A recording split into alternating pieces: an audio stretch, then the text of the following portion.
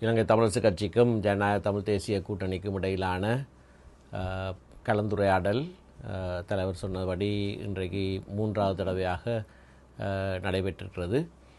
நீண்ட நேரமாக பல விடயங்கள் குறித்து நாங்கள் கலந்துரையாடி இருக்கிறோம்.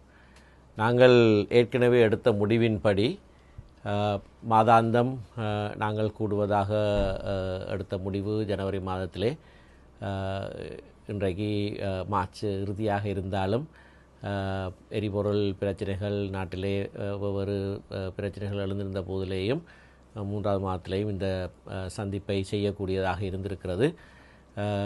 நாட்டிலே ஏற்பட்டிருக்கிற பல்வேறு விடயங்கள் குறித்து நாங்கள் பேசினாலும் விசேஷமாக 2 விடயங்கள் சம்பந்தமாக பேசப்பட்டது. ஒன்று, தொடர்ச்சியாக நாங்கள் மாதாந்தம் இந்த சந்திப்பை ஏற்படுத்தி எங்களுக்கு இடையிலான ஒரு உறவை வலுப்படுத்தி கொண்டு போகிற அதே வேளையிலே இதை செய்வது எப்படி என்று ஒரு தீர்மானமான முடிவு எடுக்கப்பட்டிருக்கிறது.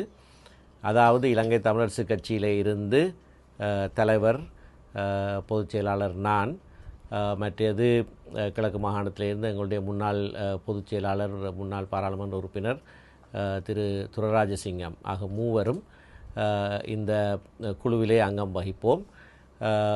ஜனநாயக தமிழ் தேசிய கூட்டணியிலே இருந்து 6 பேர் இந்த கூட்டத்திலே அங்கம் வகிப்பார்கள். இந்த 9 பேர் கொண்ட இந்த இணைப்பு குழு இந்த விடயங்களை கையாளும் என்று நாங்கள் ஒரு முடிவு, முன்னரே பேசிய முடிவுதான். ஆனால் இது ஒரு நிலையாக நாங்கள் 2 கட்சிகளுக்கும் இடையிலே இருக்கிற ஒரு இணைப்பு குழுவாக இயங்குவதென்றும், எழுகிற கேள்விகள் பிரச்சனைகள் என்று மட்டுமல்லாமல் நாங்கள் இந்த இணைப்பை, இந்த உறவை முன்னகர்த்தக்கூடிய விடயங்கள் சம்பந்தமாக தீர்மானங்கள் எடுக்கிற ஒரு குழுவாக இது இயங்கும் என்று தீர்மானித்திருக்கிறோம். 2வதாக, அரசியலமைப்பு உருவாக்கம் சம்பந்தமாக தமிழ் சட்டத்தரணிகள் சமூகம் ஒரு கூட்டம் ஒன்றை ஒழுங்கு செய்து எங்களில் பலரை அழைத்திருந்தார்கள். எங்களுடைய கட்சியிலிருந்து நானும் எங்களுடைய பாராளுமன்ற உறுப்பினர்கள் சிலரும் பங்கு பெற்றிருந்தோம். ஜனநாயக தமிழ் தேசிய கூட்டணியிலிருந்து திரு சுரேஷ் பிரேமச்சந்திரன் பங்கு பெற்றிருந்தார். வேறு ஆட்களும் பங்கு பெற்றிருந்தார்கள். முதலாவது ஒரே ஒரு கூட்டம் தான் நடைபெற்றிருக்கிறது. அதிலே சில இணக்கப்பாடுகள் எய்தப்பட்டது. அதாவது தமிழ் மக்களுடைய அரசியல் தீர்வு சம்பந்தமான கோட்பாடுகள், என்ன கோட்பாடுகளின் அடிப்படையிலே நாங்கள் ஒருமித்து ஒரே கருத்தை அனைத்து தமிழ் தேசிய கட்சிகளும் கொண்டிருக்கிறார்கள் என்பதை வரையறுத்து கூறுவது சிங்கள மக்களோடு தமிழ் மக்களுக்கு ஏற்படக்கூடிய ஒரு சமூக ஒப்பந்தமாகவும் அது அமைய வேண்டும்.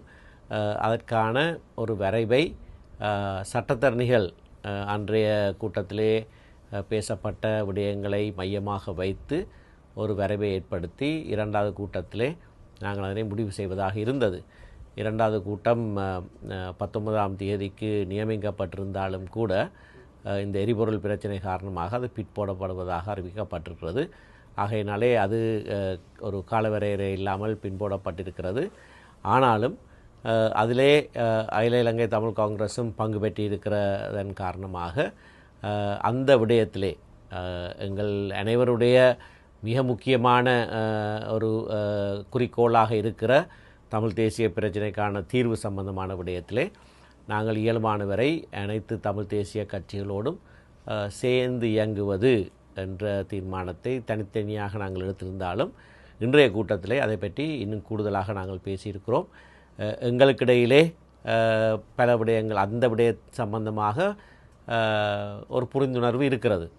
ஆகவே அதனை நாங்கள் மற்ற கட்சியோடும் சேர்ந்து ஒருமுகமாக ஒரு நிலைப்பாட்டை தமிழ் தரப்புக்கள் எடுக்கிறதுக்கான அந்த முயற்சியிலே முழுமையாக ஈடுபடுவது என்று தீர்மானித்திருக்கிறோம்.